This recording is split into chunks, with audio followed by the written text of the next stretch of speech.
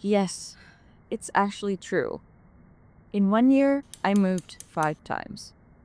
Don't call me crazy yet. I had my reasons, okay? The first was this tiny bungalow right on the beach. No desk, a mattress that felt like concrete, a toilet I would rather not describe. But I could step outside and the ocean was right there.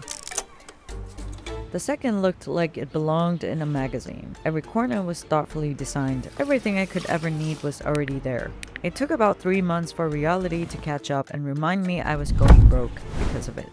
The third had a huge garden out front and a private pool. It was a family vacation home, so for a while, I got to live there between their visits. The fourth was cramped, and I took it out of pure desperation. I just needed somewhere to go after having to leave the previous place. And the fifth is where I live now. It's small, but it's the one I actually chose. At least for now. It wasn't much when I found it, but I slowly turned it into something that feels like mine. What sold me was the balcony. That's where my mornings happen now. 5 homes, 5 completely different problems to solve every time I picked up a camera. 3 of them are genuinely tiny, and small spaces can be frustrating. They're awkward to shoot in, and it's so easy to blame them when a video doesn't turn out the way you imagined. But somewhere between house 1 and house 5, I realized something. It was never the room deciding whether the video worked. It was the person behind the camera. So here's how I film myself in whatever small space I have got. One thing you have to understand, nobody is pausing your video just to figure out how big your room is. Maybe one or two. She lives in a small room. You like learning about Who's gonna watch her? visual. They came for what's happening in the frame.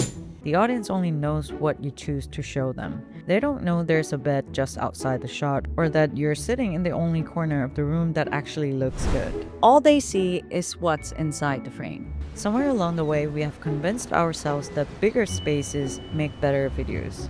They don't. Better framing makes better videos. I have filmed in tiny bungalows, expensive apartments, and everything in between.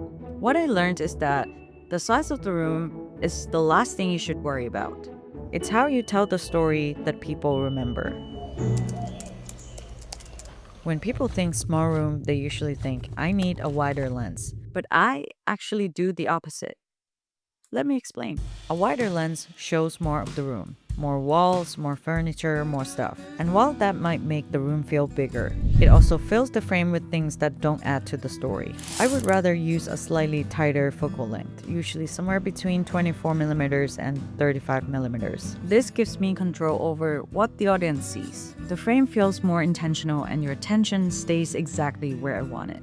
Another trick is to pull your subject away from the wall. As you can see here, it creates separation between my cat and the background. And if your room has a corner like this, Of course it does. you can use it to create depth because the lines lead your eye deeper into the frame. The point is to make the shot feel more dynamic, not to show more of the room.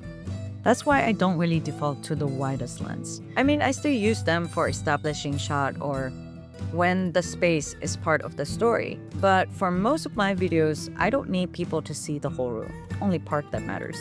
Before we move on, if you are someone who wants to make better videos without buying more gear, make sure to subscribe to Storyblocks channel. We share filmmaking tips, editing tricks, and creative ideas every month.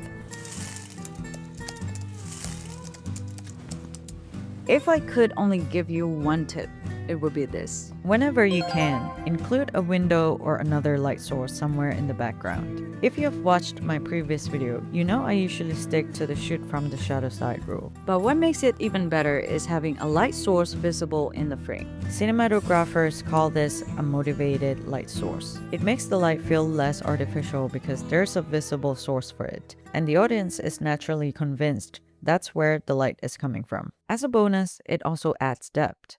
Your eye naturally travels toward the brightest part of the frame, making the space feel more open, even though it's actually filmed in your tiny room.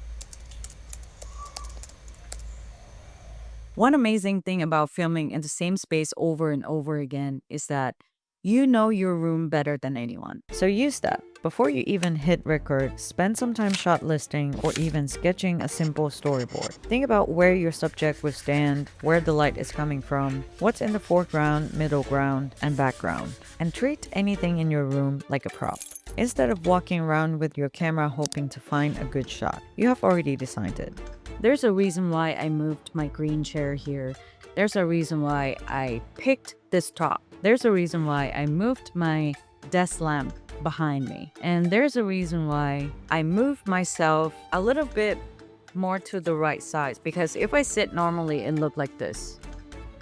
When every element in the frame is there on purpose, the room stops feeling small and starts feeling like a set. A lot of what makes a room feel more immersive actually happens after you stop filming. Sound design does so much of the heavy lifting. It gives your shots texture, creates a sense of space, and makes the audience feel like they are actually there. The funny thing is, I almost never record separate audio from most shots. When I'm filming alone, I already have enough things to think about. So I built those layers in post. That's where Storyblocks has become part of my workflow. Their library isn't just music and sound effects. It has pretty much every asset a creator needs. Stock footage, images, motion graphic templates, and more. All made by real filmmakers, artists, and musicians. So if a shot is missing, a scene needs a sound I didn't capture, or I want a transition that ties everything together, I can usually find everything I need in one place. And my favorite feature right now is their conversational search. Instead of trying to guess the perfect keyword, I can just describe what I'm looking for in natural language. It understands the feeling I'm trying to create and helps me find the right assets much faster. Another feature I have always highly recommended is Search Similar. Instead of starting the search from scratch and trying to come up with new keywords, I can use Search Similar to quickly find different options that match the original sound. For me, having a library of creative assets ready to go makes the editing process so much easier. Looking back, I'm actually glad I moved 5 times. It taught me that a good cinematic video doesn't come from having the perfect environment. It comes from making thoughtful decisions. So if you're waiting until you have a bigger apartment, a dedicated studio, or your dream workspace to finally start, then this particular video is your biggest sign to stop making excuses and start filming.